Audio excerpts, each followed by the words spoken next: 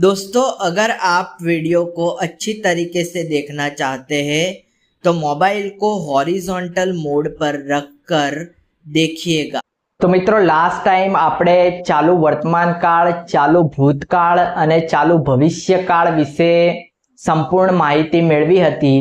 હવે આજે આપણે આના પર આધારિત એક એક્સરસાઇઝ સોલ્વ કરીશું, જેની મદદથી આપણે ચાલુ વર્તમાન કાળ, ચાલુ ભૂતકાળ અને ચાલુ ભવિષ્યકાળને સરળતાથી સમજી શકીએ। તો ચાલો શરૂ કરીએ। एक्सरसाइज में पहलू ज वाक्य आपेलू छे महेश सूई रह्यो हतो। तो हवे तमे डायरेक्टली कही सको छो कि महेश सूई रह्यो हतो ए कया काळनु वाक्य छे? चालू वर्तमान काळ, चालू भूतकाळ के पछी चालू भविष्यकाळ? कया काळनु सेंटेन्स छे? चालू वर्तमान काळने આપણે કન્ટિન્યુઅસ પ્રેઝન્ટ ટેન્સ તરીકે, ચાલુ ભૂતકાળને કન્ટિન્યુઅસ પાસ્ટ ટેન્સ તરીકે અને ચાલુ ભવિષ્યકાળને આપણે કન્ટિન્યુઅસ ફ્યુચર ટેન્સ તરીકે મૂકીશું। ચાલુ વર્તમાન કાળ માટે આપણે CPR કન્ટિન્યુઅસ પ્રેઝન્ટ ટેન્સ, ચાલુ ભૂતકાળ માટે આપણે CPA કન્ટિન્યુઅસ પાસ્ટ ટેન્સ અને ચાલુ ભવિષ્યકાળ માટે આપણે CF કન્ટિન્યુઅસ ફ્યુચર ટેન્સ નો ઉપયોગ કરીશું। અહીંયા પહેલું છે મહેશ સૂઈ રહ્યો હતો। રહ્યો હતો ભૂતકાળમાં ક્રિયા થઈ રહી હતી એટલે કન્ટિન્યુઅસ પાસ્ટ ટેન્સ। ટ્રેન આવી રહી છે વર્તમાનમાં ક્રિયા થઈ રહી છે કન્ટિન્યુઅસ પ્રેઝન્ટ ટેન્સ।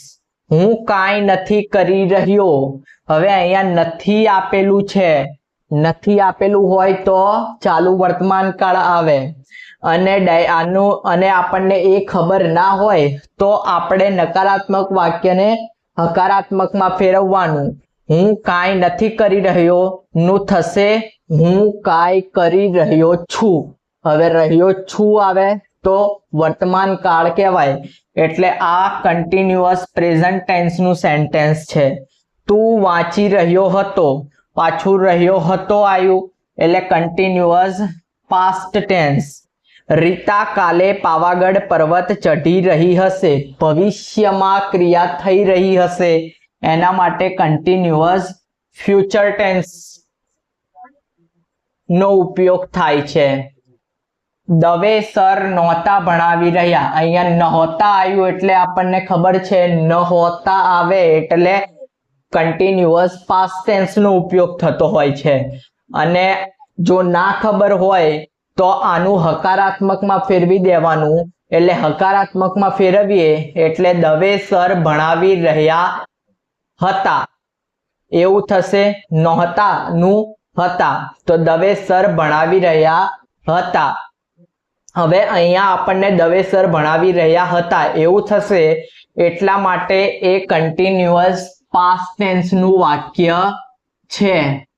પછી તમે બોલી રહ્યા છો, આ ક્રિયા થઈ રહી છે વર્તમાનમાં એટલે આ કન્ટિન્યુઅસ પ્રેઝન્ટ ટેન્સ નું વાક્ય છે।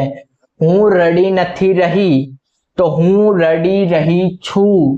હકારાત્મક કરીએ તો શું આવશે? હું રડી રહી છું। અથવા ડાયરેક્ટલી પણ જોઈને ખબર પડી જાય છે કે નથી છે એટલે આપણે આને કન્ટિન્યુઅસ પ્રેઝન્ટ ટેન્સમાં ગણીશું। મહેશ નહીં વાંચી રહ્યો હોય, હવે અહીંયા નહીં આવ્યું, નહીં આવે એટલે ભવિષ્યકાળ, ચાલુ ભવિષ્યકાળનો ઉપયોગ થાય છે।